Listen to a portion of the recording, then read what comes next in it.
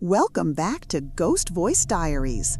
Tonight, we return to a place that never forgets, a town draped in secrets and silence. This is Back to Ravensville, written by Eoghan Ferguson. Marcus Ridge was an ordinary young man living alone in his one-bedroom apartment, which looked more like a tiny studio right in the middle of the city. Not many people, not even his closest friends, knew about the past that still haunted him to this day. Another thing no one really knew was that Marcus had an identical twin brother named Jonah, who lived in a small town called Ravensville, hundreds of kilometers west. The two brothers were never close, and their childhood had been far from happy. Their mother died in a car accident when they were little, leaving them with a silent, alcoholic father. When Marcus was 16, a brutal argument with their father led him to leave home and the sleepy town they were born in to start a new life in the city.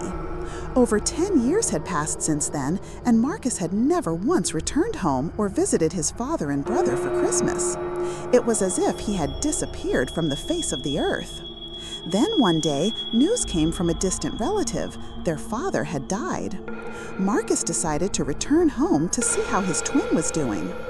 Rain lashed down over Ravensville as their father's coffin was lowered into the ground. The brothers stood in silence, frozen and expressionless during the entire funeral. Marcus looked awkward behind his dark aviator sunglasses, his body reeking of tobacco and booze, mingled with the scent of wet soil. Jonah stared at their father's gravestone, unblinking, as if trying to convince himself that the old man was truly gone for good. They looked so much alike, it was nearly impossible to tell them apart. The only visible difference was a faint, long scar down one side of Jonah's sharp face. Apart from that, they were mirror images. Same pale skin, same straight nose, same piercing light brown eyes, inherited from their late father. They hadn't exchanged many words since Marcus arrived a few hours earlier. Jonah had been handling the funeral arrangements alone since morning. Marcus had missed the afternoon train and was forced to catch a bus that crawled slower than a tortoise. The two of them stood awkwardly among strangers, scanning the unfamiliar faces of mourners. One by one, people began to leave, until the twins were left standing together beneath the lingering drizzle. "You want a smoke?" Marcus blurted suddenly, pulling out a pack of Marlboros and a lighter from his dark brown jacket, lighting one up. It was the first thing he'd said since returning to Ravensville, and the first time he'd spoken to Jonah in over a decade. Jonah frowned at him, saying nothing for a few seconds, like he was weighing the situation. Then, wordlessly, he reached out, took a cigarette, and lit it. "I didn't know you smoke," Marcus said, exhaling a thick cloud and flashing a grin. "There's a lot of stuff you don't know, brother," Jonah replied flatly, squinting out toward the pine-covered hills in the distance, looming tall beneath the clouded sky.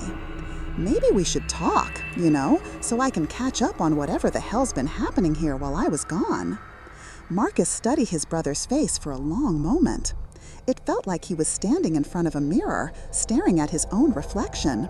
Only this version of himself looked older, harder, worn down by life. Jonah's eyes didn't sparkle like they used to. They looked tired and hollow. Jonah glanced back at his twin brother. "Too late for all that," he shrugged.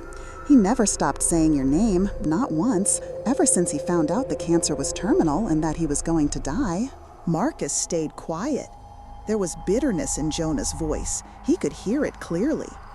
His mind drifted back to that night 10 years ago, the night of their final fight. Their dad had lost control and slapped him hard. Marcus had inherited the same stubborn streak from the old man, while Jonah had always been more like their mother, gentle, melancholy, always backing down to avoid conflict. Jonah dropped his cigarette to the ground and began walking away from the grave. Marcus followed without a word. Back at their father's house, Jonah went straight into his bedroom, leaving Marcus alone in the living room, taking in the echoes of the past that still lingered in every corner. The house hadn't changed much. It was just as gloomy and lifeless as he remembered. "Whiskey?" Jonah called out suddenly as he returned, carrying 2 small glasses and setting them down on the table. "Thanks," Marcus said quietly, dropping his backpack without taking his eyes off a dusty black and white photo hanging beside the window. It showed the two of them as kids, camping and fishing with their dad by the lake not far from Ravensville. The photo had been taken just a year after their mother died. Still, they looked happy, like grief hadn't touched them at all. "I've got some wine stashed in the attic, too, if you're into that," Jonah offered, sinking into a big recliner across the room. "How about we go camping out in the woods again, like we used to? You down?" Marcus asked suddenly. The idea had popped into his head out of nowhere. Jonah froze, his glass halfway to his mouth. What for? To relive our blissful family memories? Marcus ignored him. "You remember how much Dad used to love taking us out to the woods after, Marcus didn't finish. He stared out the window awkwardly. Jonah swallowed. "Bad idea. We never got along. We always fought when we were left alone. Only reason we didn't try to kill each other back then was 'cause Dad was there," Jonah said quickly. "We're not kids anymore," Marcus sighed. "Besides, I've been meaning to do it for a while. City life's kinda soul-sucking. I think I need some air that doesn't smell like smog and garbage." Jonah took a sip of his whiskey and shook his head slowly. "I don't have time for dumb crap like that. My boss gave me 3 days off for the funeral. I'm back at work Tuesday." "Come on, just one night," Marcus pressed, sticking his head out the window. "Rain's letting up. We'll just crash by the lake and head back in the morning." Jonah narrowed his eyes and shook his head again. "Don't think so." He set his empty glass on the table and started walking away. "For Dad?" Marcus said softly. Jonah paused in the doorway. One hand rested on the frame, hesitant. Marcus held his breath, waiting. Then slowly, Jonah turned just slightly without looking back at him. "You'll let me pick the campsite, and you'll do exactly what I say while we're out there." "Deal!" Marcus grinned wide. 2 hours later, they were hiking along a narrow, winding path through towering pine trees. Wet branches snapped and crunched beneath their boots with every step. The forest felt calm and quiet under a veil of mist that still clung to the air after the rain. Now and then, the heavy silence would be broken by birdsong, echoing off steep, rocky cliffs that loomed like ancient watchtowers. After a few hours, they reached a grassy clearing among the shrubs, and Jonah decided they'd rest there for a while. "We should keep moving till we hit the lake. Still plenty of daylight left," Marcus said, looking up at the dense canopy blocking the afternoon sun. "You promised to follow my lead," Jonah reminded him, dropping his overstuffed backpack to the ground. All right, you're the boss," Marcus grumbled, making Jonah chuckle.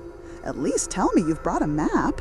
"We don't need one," Jonah said, taking a long drink from his water bottle and wiping the sweat from his brow. "Dad never used one.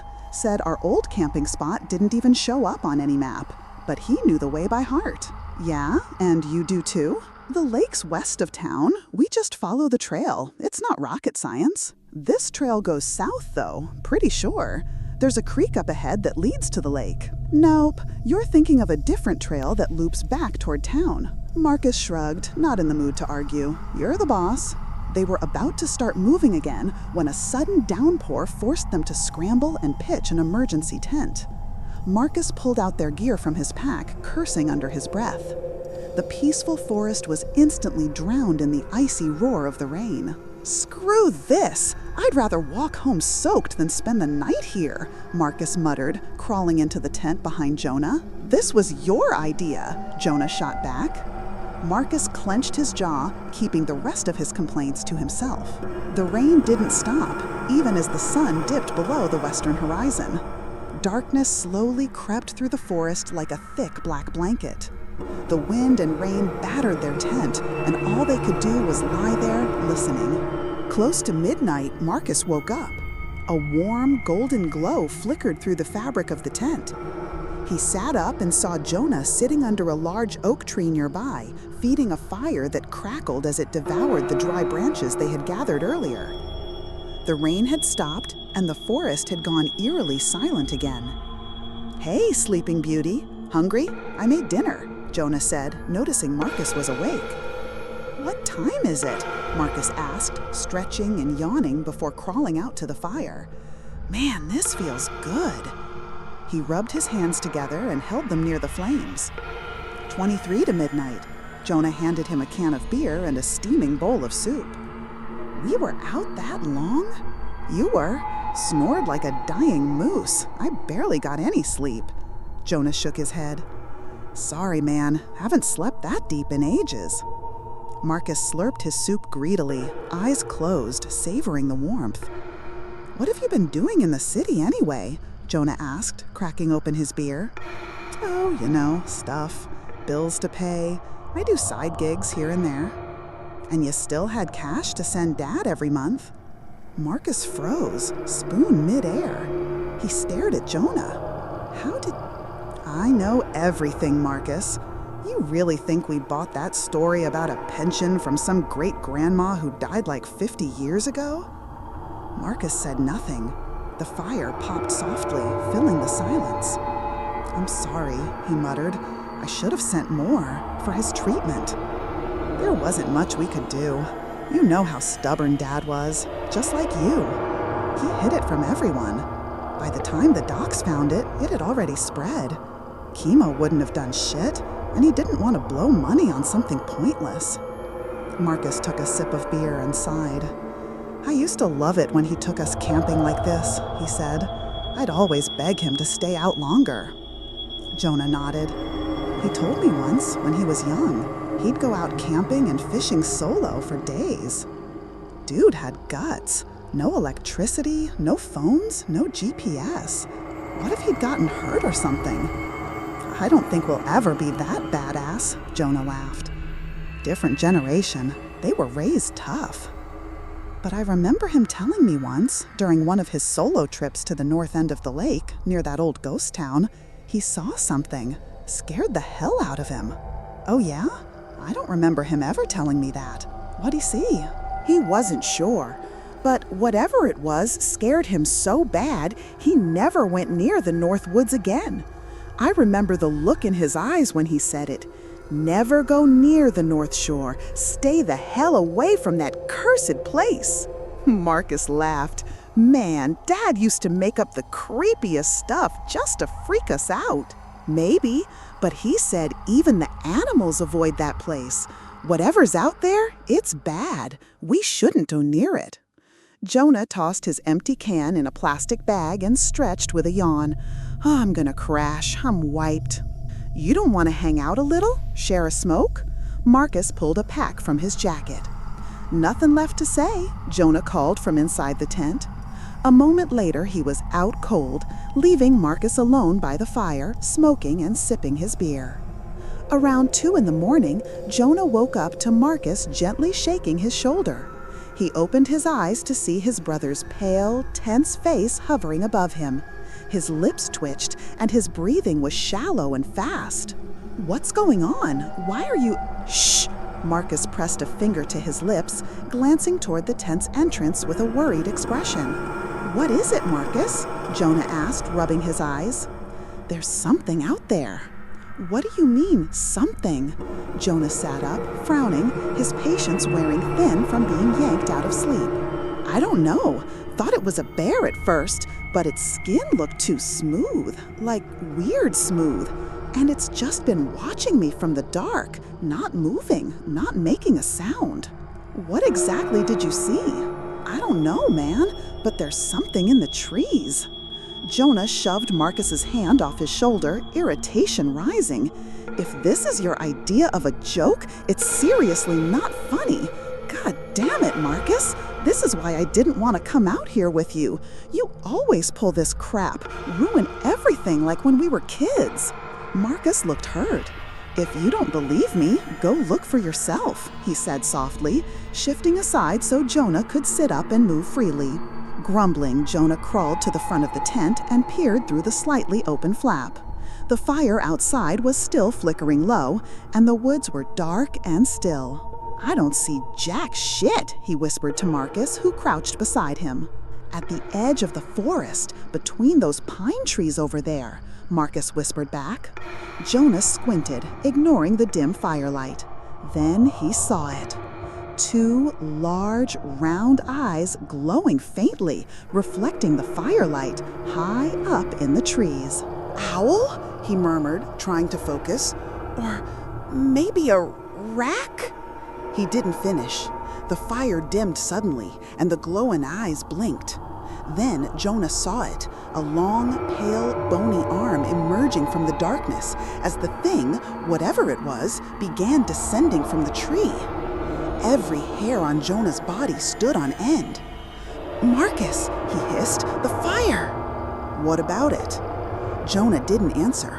He lunged out of the tent, rushing to the fire and throwing on more twigs and dry leaves they'd collected earlier.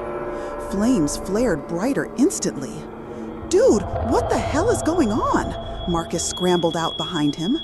"Keep the fire going! Help me! Hurry!" Jonah shouted, foraging the surrounding bushes for more dry kindling. Marcus glanced toward the trees where the thing had been. Nothing. It was gone. "It won't come close as long as the fire stays lit," Jonah muttered, still gathering anything flammable. "What do you mean?" Marcus asked, but then his voice trailed off. A long, hoarse, eerie howl echoed through the forest, just a few dozen meters away in the pitch-black woods. "What, was that a wolf?" Marcus asked, voice trembling. "Don't be stupid," Jonah snapped, tossing more branches into the flames. "You ever hear a wolf sound like that? And wolves don't climb trees, especially not trees that tall." "Then what the hell is it?" Marcus looked around wildly, eyes fixed on the dark woods, as if expecting something to come charging out at any second. "We're almost out of dry wood. This fire's gonna die in an hour," Jonah said, exhaling shakily. Sweat ran down his face. His expression was tight with fear. "We've got to get out of here, fast." "But we're miles from town," Marcus replied, still staring toward the tree line. Jonah didn't answer. He grabbed a burning branch from the fire and hurled it as hard as he could into the darkness. A low, guttural growl echoed back from the trees, followed by light, shuffling footsteps moving away. Then silence. Jonah turned to Marcus, his face pale and taut. "Now's our chance. We run, now." Almost an hour later, they were still running, branches slapping their faces, mist clinging to their clothes, the air cold and damp. Jonah gripped a makeshift torch he'd crafted from a stick and a torn piece of cloth. His face was wild with urgency. Marcus kept pace beside him. Behind them, the strange, mournful howl still echoed now and then, trailing them through the woods. "There's a ranger post up ahead, a couple kilometers more. If we make it, we're good. They've got guns, a fireplace, we'll be safe there," Jonah panted between gasps for air. Marcus nodded weakly, glancing over his shoulder. For a second, he could have sworn he saw a pale, long-fingered hand slipping through the brush behind them, but that couldn't be possible, could it? He didn't wait to find out. They kept running until finally, towering above them, they saw it. A massive pine tree stretching into the sky, with a wooden watch cabin built around its trunk high above the ground. "There! The ranger tower!" Jonah yelled, looking up. Marcus followed his gaze. The cabin looked old, weathered, maybe even abandoned. "Marcus, the lift!" Jonah pointed at a rusted, cage-like elevator resting at the base of the tree, half hidden beneath vines and weeds. A pulley system led up to the cabin.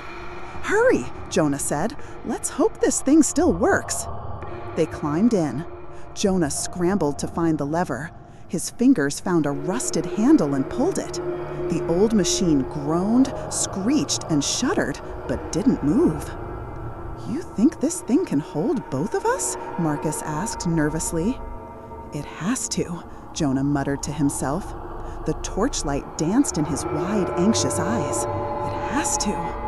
The lift groaned again and began to rise, slowly, creaking up through the trees until they were nearly touching the canopy. They exhaled in relief, sweat dripping from their brows. "What the hell was that thing?" Marcus finally asked, unable to hold back. You know something, don't you? Wait till we're safe inside, then I'll tell you everything. The lift bumped to a stop at the top. They leapt out onto the wooden deck, slipped inside the cabin, and locked the door tight behind them. Jonah lit the fireplace in the corner, then collapsed against the wall, gasping. Marcus stood by the window, peering out. Nothing moved below. We're safe, long as the fire stays lit, Jonah said. We'll wait here till morning, then we'll find a way out. You think that thing, was it the same one Dad saw all those years ago? Marcus asked. Maybe. What is it? Jonah swallowed hard. Something older than these woods. It's been here long before the trees ever grew, before anyone settled this valley, before there was even a town. How do you know all this? Marcus asked, frowning at his brother's shadowed face. I listened, Marcus. Back when we were kids, I heard the stories from the old folks in town whose grandparents were the first to settle here. Marcus went quiet, thinking back to their childhood, before the accident, before everything fell apart, a time that felt so far away now. You remember Billy Henderson's grandpa? Jonah asked. The deaf old guy who mumbled to himself? Dad told us to stay away from him. He told me stories. Said that about 100 years ago, when people first came here, they heard those same howls almost every night. Then livestock started vanishing. They figured it was a wolf or a bear, so they sent 5 young men into the forest, all armed, to hunt it down. What happened to them? You got a cigarette? Marcus tossed him the pack and lighter. Jonah lit one, exhaled slowly. They never came back. Nobody knows if they found what they were looking for. No one ever found their bodies. People got scared. Some vanished. Those who dared leave their homes after dark.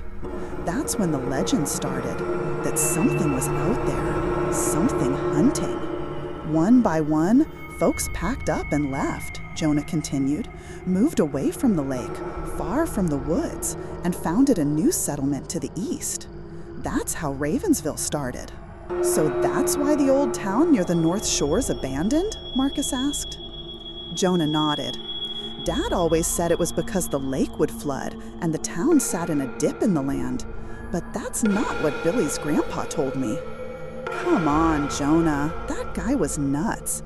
And Billy Henderson, he was a pathological liar. Now he's a lawyer in Edgetown, which honestly checks out. Oh, really?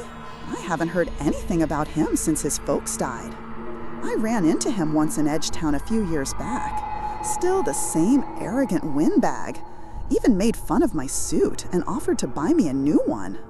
Jonah chuckled, then took another drag of his cigarette. What do you think happened to those people? Marcus asked suddenly. The ones who disappeared. Jonah sighed, his eyes reflecting the firelight.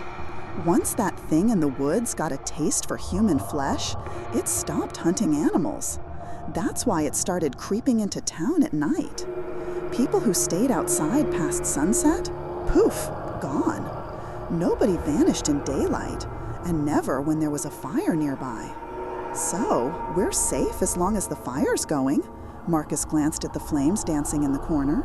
If you want the logical, real-world explanation, Jonah said, leaning forward, they all probably left. Moved to the city for a better life. Bigger dreams than this dreary little valley could offer. Isn't that what you did? Marcus flinched. He hadn't expected that. They locked eyes across the room. No words, just a quiet tension. You know why I left, Marcus finally said, his voice barely a whisper. Do I? Jonah snapped, flicking his cigarette into the fire. My relationship with Dad was already falling apart before I left. He never got over Mom, and you forgot about her like it was nothing, Jonah cut in. That's not true. You left me, Marcus, Jonah exploded, his voice breaking. His jaw clenched, his eyes glistening. You walked away and left me to rot in this dead-end town. You left me to take care of him while I was still grieving. I was 16, and I had to carry everything alone. I'm sorry, Jonah. It's 10 years too late for sorry. Jonah shook his head, staring into the fire. You never even visited, not once. Every single morning, the first thing he'd do was look out the window, hoping you'd be there, hoping you came back. For 10 goddamn years, Marcus, he waited, but you never even wrote, not once, nothing. You were all he ever thought about. You reminded him of Mom, and he just fixated. Meanwhile, I was right there, taking care of him, but none of that mattered. That's not fair, Marcus barked, anger flaring. He loved us both, equally. Then why did he only care if you came back? Jonah shot back, eyes hard. Why did I get pushed aside while he waited for his golden boy to come home? That doesn't mean he didn't love you too. Jonah stood up, walked toward him, face tight with fury.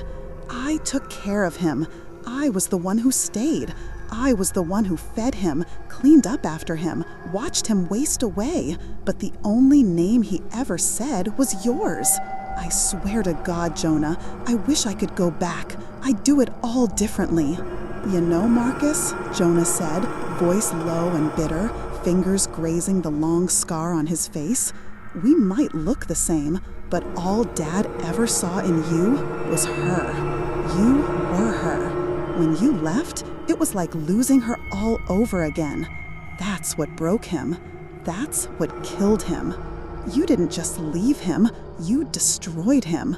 You murdered him slowly, day by day. That's not true, Marcus whispered, tears welling in his eyes. Murderer, Jonah said, voice soft but sharp like a knife. You're a murderer. Before Marcus even realized what he was doing, his fist flew and struck Jonah hard in the face, sending him stumbling back to the floor. Silence. Marcus stared at his hand, stunned. Jonah touched his cheek, eyes wide with fury and disbelief. Go ahead, finish it, Jonah spat, panting. Kill me too, just like you killed Dad. You want to know how Mom really died in that car crash? Jonah asked, voice dripping with venom.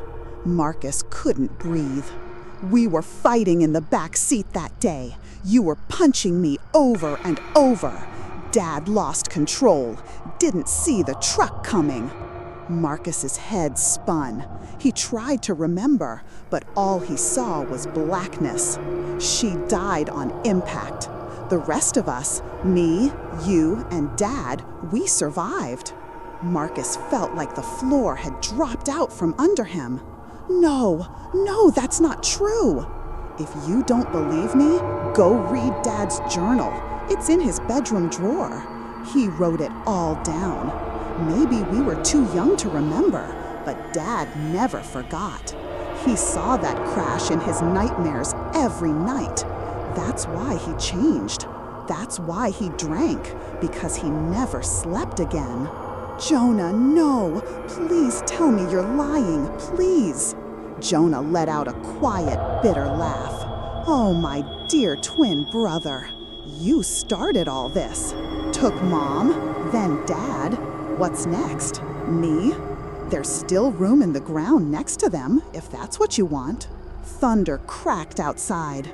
Marcus couldn't believe what he was hearing. For years, he dreamed of coming back, making things right. But now he knew there was nothing left in Ravensville for him. He had buried the past long ago. I'm so sorry, Marcus choked. He couldn't say anything more. His chest ached with all the pain and regret that now refused to stay buried. Jonah turned away, retreating to a shadowy corner of the room, hugging his knees. It should have been you who died that morning, not her, he whispered. Marcus didn't argue.